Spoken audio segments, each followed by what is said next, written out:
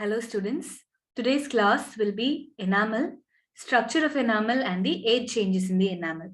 Enamel is a vast topic and it has a lot of weightage from MCQ point of view. So I've split it into two parts. And in this class, we will be covering structure of enamel, enamel rods, Hunter-Schieger bands, incremental lines of Retzius, surface structures of enamel, enamel cuticle, enamel lamellae, enamel tufts, dentino-enamel junction, odontoblastic processes, and enamel spindles, and finally, age changes in enamel.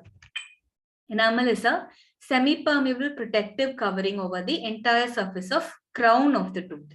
Specific gravity of enamel 2.8. One word. It has the highest phosphate content. Again, one word. Chemical properties. Composition of enamel, both inorganic enamel and dentin. Inorganic content, organic content, and water content has been given in this table. Kindly by heart this tabular column, both by volume and weight. When asked in general about percentage of be it enamel or dentin, give more preference to weight. For example, if they ask, what is the inorganic content of enamel? Give preference to 96% because always give preference to by weight. If they ask, what is the inorganic content of enamel by volume? Go for 89%. Note down this tabular column and by heart it. Moving on to enamel rods. Now the body of enamel is mainly composed of these enamel rods. Enamel rods make up the basic body of the enamel. Building block of enamel is enamel rods. Each enamel rod individually is shaped like a keyhole. If you can see in this image, it has a head and a tail. Head or body and tail, it is shaped like a keyhole. Each tooth will have 5 to 12 million enamel rods. Dimensions, please note one word, diameter 4 micrometers, breadth 5 micrometers and length 9 micrometer. Diameter enlarges in the ratio of 1:2 from the DEJ to the enamel surface. MCQ, diameter enlarges in the ratio of 1:2 from the DEJ to the enamel surface. Parts of an enamel rod will be head or body, which points occlusally or incisally, and the tail, which points cervically. Head deviates from the tail of the enamel rod at an angle of 65 degrees. Important one word to note. Now, if you can see in this image, fish scale-like appearance is seen in this image. Enamel rods in clusters are shown, and each enamel rod is outlined by a dark line that is called as the enamel rod is outlined by a dark line called as the enamel rod sheath. And between each enamel rod, you have interprismatic or inter-rod substances. So each enamel rod is surrounded by a rod sheath, and between two enamel rods, you have interprismatic or inter-rod substances. Cross-sectionally, they can be keyhole shape, fish scale shape, staggered arches shape, or stacked arches shape. Kindly note down these images. Pay attention, students. Keyhole shape, staggered arch shape, or stacked arch shape, or fish scale shape, like in this image. Direction of enamel rods. This is a very important concept from one word point of view. Enamel rods run always in oblique or a wavy course. They are at right angles to the dentino-enamel junction. Now pay attention to the direction of enamel rods at the cervical region. In this image, in these two images, if you can see, image B is that of a permanent tooth and A is that of a deciduous tooth. Not much of appreciation is given here in the direction, but still if you note closely in image B, at the cervical region, the lines, these are the enamel rods. These lines are enamel rods. At the cervical region, they are slightly sloping apically in figure B. That is, figure B is permanent tooth. And in figure A, the enamel rods are directed either straight or occlusally in the cervical region. So it means if they give an image like this and say that the enamel rods point occlusally in the cervical region, it means it's a deciduous teeth. And if they give an image like this and say the enamel rods point apically in cervical region, it is a permanent teeth. Moving on to Hunter-Schreger bands. Kindly note down these images. You can see in this image, dark shadowy area followed by a light area. These are Hunter-Schreger bands found in the longitudinal cross-section of enamel. They are formed due to two reasons, either change in direction of enamel rods or functional adaptation to minimize cleavage due to occlusal forces. They originate from the DEJ, dentino-enamel junction. In this image, you can see the dentin and the enamel. This dark pink area is the dentino-enamel junction. These pink lines are the Hunter-Schreger bands. These lines originate from the DEJ. And the angle between the dark zone and the light zone, dark zones are called parazones, light zones are called diazones, and the angle between the diazone and the parazone is 40 degrees. Incremental lines of Retzius. Now, please don't get confused between Hunter-Schreger bands and incremental lines of Retzius. Hunter-Schreger bands are appreciated to be arising from the dentino-enamel junction, but incremental lines are found along the outer surface of the enamel. They are seen in brownish ground sections. Incremental lines are areas of increased porosity which allow movement of water and small ions. They occur due to the following reasons: periodic bending of enamel rods, variation in calcification or organic structure, and broadening of these incremental lines occur in metabolic disturbances. These incremental lines are always perpendicular to hydroxyapatite crystals. One word, incremental lines of Retzius are perpendicular to hydroxyapatite crystals. Now, in tooth, when it comes to a human tooth, you have three types of incremental lines. Incremental lines of Retzius is seen in the enamel. Incremental lines of Salter are seen in the cementum. Incremental lines of von Ebner are seen in the dentin.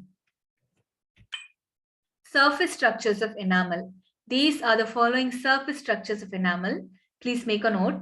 Prismless layer of enamel, imbrication lines of pickerel or pericymata, enamel cracks, enamel cuticle, enamel lamellae, and enamel tufts. Prismless layer or structureless layer of enamel. It is the final layer of enamel deposited. It is 30 micrometers in thickness. Very important one word which is often repeated. What is the thickness of prismless layer of enamel? 30 micrometers. It is seen more in the cervical areas and least on the cuspid tips. Seen in 70% of permanent teeth and all the deciduous teeth. Pericymata or imbrication lines of pickerel.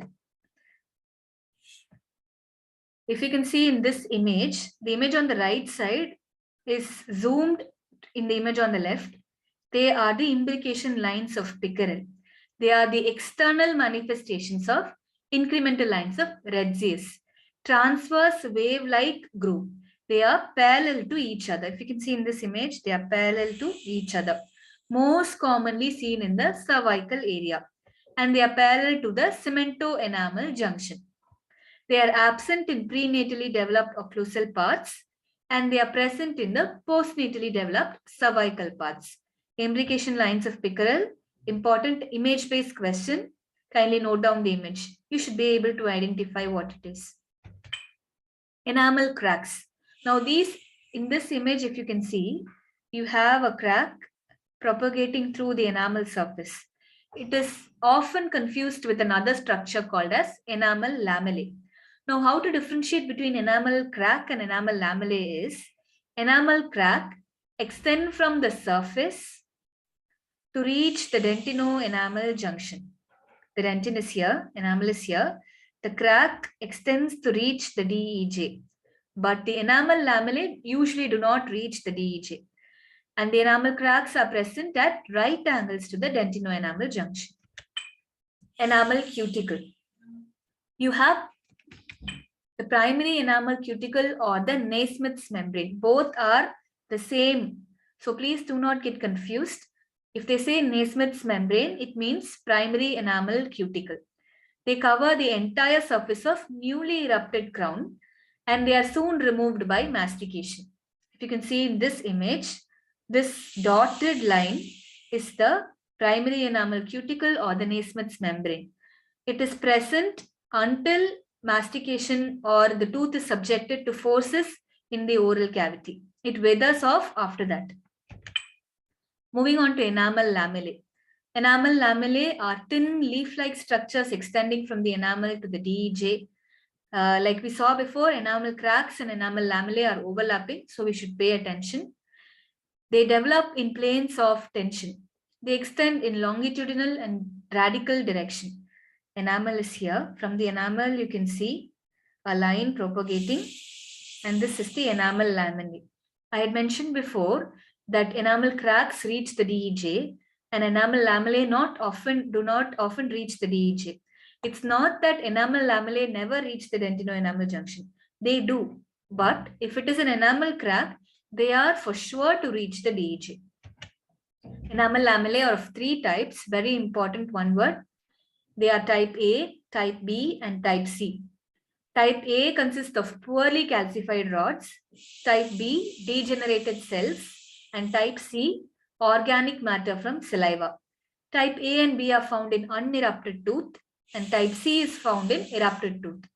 Location of type A is restricted to the enamel, type B reaches into the enamel, and type C reaches into the dentin. Type A and B are less common and type C is more common. The previous image, if this crack is restricted to this yellow zone, to the enamel alone, it is type A. Sorry, if this lamella, dental lamella, enamel lamella is restricted to the yellow area, it is type A. If it reaches, you can see, if it reaches into the enamel, it is type B. If it reaches into the dentin, it is type C. Type A is restricted to the enamel. If the enamel lamellae ends here in this yellow region, it is type A. If it crosses the yellow region, the enamel region, it is type B. If it reaches into this gray zone, it is type C. So this enamel lamellae is type C. Type C enamel lamellae are found in erupted tooth. Enamel tuft. This is another surface structure of enamel.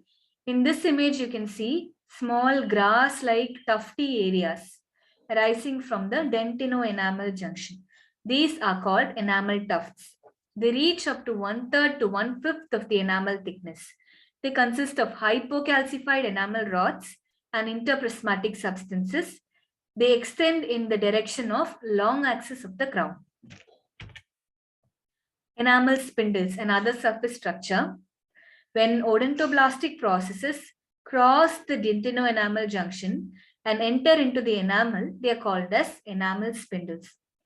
When odontoblastic processes cross the DEJ, if you can see in this image, DEJ is here. When an odontoblastic process crosses the DEJ and enters into the enamel, like here and like here, it is an enamel spindle. Dentino-enamel junction. Kindly see this image, students. Pay attention. You have a concave surface facing the enamel and a convex surface facing the dentin. This is the dentino-enamel junction. Outline of the DEJ is formed by the arrangement of ameloblasts and basement membrane. Convexities face the dentin, concavities face the enamel. It is 30 micrometers in thickness, one word. It is more pronounced on the occlusal surface where masticatory stresses are greater. So DEJ is more stronger and well appreciated in the occlusal areas. Coming to age changes in the enamel. Following are the age changes in the enamel. Kindly note down. Attrition of occlusal surfaces and proximal contact as a result of mastication. Number 2, loss of pericymata. Number 3, loss of enamel on the facial and lingual surfaces happens more rapidly than the proximal surfaces. Number 4, as a result of organic changes in the enamel, tooth color becomes darker and resistance to caries increases. Number 5, enamel permeability decreases with age. Number 6, hydroxyapatite crystals decreases with age. Please don't get confused. The enamel permeability and the hydroxyapatite crystals always decrease with age. Ending this session with MCQs. Head of the enamel deviates at an angle of dash from the tail.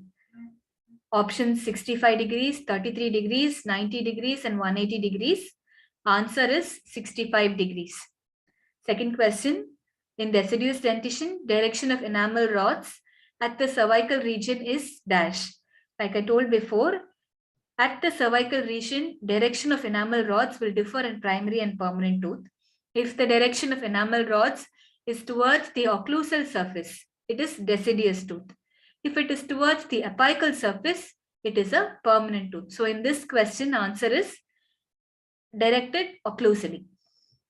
That's all for this class. Thank you.